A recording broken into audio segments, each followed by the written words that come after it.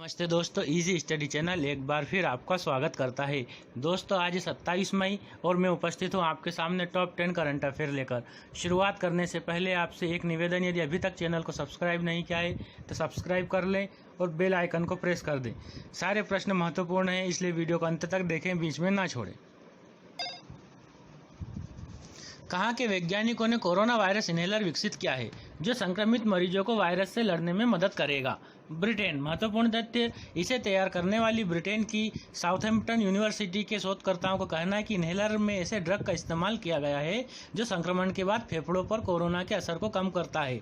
Drug का code SNG001 बताया गया है। सरकार ने किस ऐप के एंड्रॉइड वर्जन को ओपन सोर्स कर दिया है? आरोग्य सेतु। महत्वपूर्ण तथ्य, आरोग्य सेतु ऐप की प्राइवेसी को लेकर सरकार ने आज एक प्रेस कॉन्फ्रेंस का आयोजन किया, जिसमें सरकार ने ऐलान करते हुए आरोग्य सेतु ऐप के एंड्रॉइड वर्जन को ओपन सोर्स कर दिया। आरोग्य सेतु ऐप के 90% यूजर एंड्रॉइड यूजर्स ही हैं। कहाँ के भारतीय मूल के वैज्ञानिक राजीव जोशी को प्रतिष्ठित इन्वेंटर ऑफ द ईयर पुरस्कार दिया गया है? अमेरिका। महत्वपूर्ण तथ्य, भारतीय मूल के अमेरिकी वैज्ञानिक राजीव जोशी को इलेक्ट्रॉनिक उद्योग को बढ़ावा देने और कृत्रिम बुद्धिमत्ता क्षमताओं को बेहतर बनाने में योगदान के लिए प्रतिष्ठित इन्वेंटर ऑफ द पुरस्कार दिया गया है। जोशी ने कई आविष्कार किए हैं और अमेरिका में उनके नाम से 250 से अधिक पेटेंट दर्ज हैं। भारत में हाल ही में पहला संस्थागत विवाद समाधान केंद्र का उद्घाटन किया गया। इसका मुख्य कार्यालय कहाँ स्थापित किया गया? दिल्ली। महत्वपूर्ण तथ्य, भारत में हाल ही में पहला संस्थागत वैकल्पिक विवाद समाधान केंद्र का उद्घाटन किया गया। इस केंद्र का नाम भारतीय विवाद समाधान केंद्र है। इसका उद्घाटन सिंगापुर अंतर्राष्ट्रीय वाणिज्यिक न्यायालय के अंतर्राष्ट्रीय न्यायाधीश और सुप्रीम कोर्ट के रिटायर्ड जस्टिस AK सिकरी ने किया। IDRC का मुख्य कार्यालय नई दिल्ली के कनॉट प्लेस क्षेत्र में होगा, साथ ही देश में रणनीतिक वाणिज्यिक स्थानों पर केंद्र रहेगा। भारत और किस देश के बीच वैज्ञानिक सहयोग के बारे में एक उच्च स्तरीय बैठक 25 मई को हुई? इजराइल। महत्वपूर्ण तथ्य, भारत और इजराइल के बीच वैज्ञानिक सहयोग के बारे में एक उच्च स्तरीय बैठक 25 मई को हुई।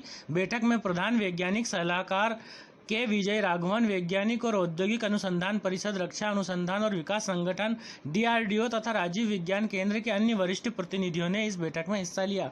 इजराइल की ओर से वहां के रक्षा अनुसंधान और विकास निदेशालय के वरिष्ठ प्रतिनिधियों ने बैठक में भाग लिया। कहाँ के भारतीय मूल के दंपति ने सस्ता पोर्टेबल इमरजेंसी वेंटिलेटर विकसित किया है?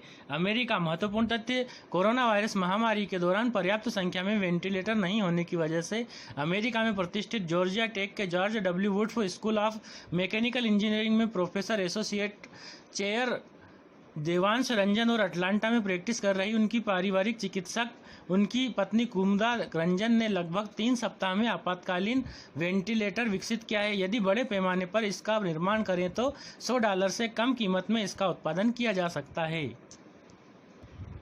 कौन सी अंतरिक्ष एजेंसी 27 मई 2020 को शाम 4:33 पर 2 एस्ट्रोनॉट्स को धरती से रॉकेट में बिठाकर ISS पर भेजेगी? नासा और स्पेसएक्स दोनों, यानी कि B और C दोनों। महत्वपूर्ण तथ्य, अमेरिकी अंतरिक्ष एजेंसी नासा ने मिशन की डेट भी फाइनल कर ली है। 27 मई 2020 को शाम 4:33 पे नासा 2 अमेरिकी एस्ट्रोनॉट्स को अमेरिकी धरती से अमेरिकी रॉकेट में बिठाकर ISS पर भेजेगी। अमेरिकी एस्ट्रोनॉट्स इस मिशन के लिए रॉबर्ट बेनकेन और डगलस हर्ले को चुना गया है। ये दोनों एस्ट्रोनॉट्स स्पेस क्राफ्ट ड्रैगन से इंटरनेशनल स्पेस स्टेशन जाएंगे। स्पेसएक्स अमेरिकी उद्योगपति एलन मस्क की कंपनी है। रेटिंग एजेंसी फिच ने फाइनेंशियल ईयर 2020-21 में भारतीय अर्थव्यवस्था के अनुमान में बड़ी कमी कर दी है। एजेंसी के अनुसार इस साल भारत की आर्थिक विकास दर कितने प्रतिशत गिर सकती है? -5%। महत्वपूर्ण तथ्य, एजेंसी के मुताबिक इस साल भारत की विकास दर -5% तक गिर सकती है। इससे पहले अप्रैल में फिच ने 0.8% की ग्रोथ का अनुमान लगाया था। एजेंसी के मुताबिक आर्थिक गतिविधियों के थमने और लॉकडाउन की बेहद कड़ी नीति के चलते ऐसी स्थिति पैदा हो सकती है। भारतीय वायुसेना कहाँ 27 मई को 18वें बेड़े के फ्लाइंग बुलेट को शुरू करेगी? कोयम्बटूर। महत्वपूर्ण तथ्य, यह बेड़ा चौथी पीढ़ी वाले स्वदेशी हल्के लड़ाकू विमान यानी LCA तेजस से लेस होगा। भारतीय वायुसेना के chief of air staff air chief marshal RKS Bhadauria इस फ्लाइंग बुलेट को ऑपरेशनल करेंगे। कार्यक्रम का आयोजन कोयम्बटूर के पास सुलूर एयरफोर्स स्टेशन पर होगा। आज का अंतिम प्रश्न है, प्रत्येक वर्ष कब दुनिया भर में विश्व थायराइड दिवस मनाया जाता है? 25 मई। महत्वपूर्ण तथ्य, प्रत्येक वर्ष 25 मई को दुनिया भर में विश्व थायराइड दिवस, वर्ल्ड थायराइड डे मनाया जाता है। इस दिवस को मनाने का उद्देश्य थायराइड की रोकथाम और इसके उपचार के तरीकों में जागरूकता बढ़ाना है। दोस्तों, ये थे आज के महत्वपूर्ण प्रश्न। यदि आपको अच्छे लगे हों तो वीडियो को लाइक करें, अपने दोस्तों में शेयर करें और हमारे चैनल इजी स्टडी को सब्सक्राइब कर बेल आइकन को प्रेस कर दें। और हाँ दोस्तों, घर पर रहें, सुरक्षित रहें, कोरोना वायरस फैलने से रोकें। आप सभी लोगों का बहुत बहुत धन्यवाद। आपका दिन शुभ हो।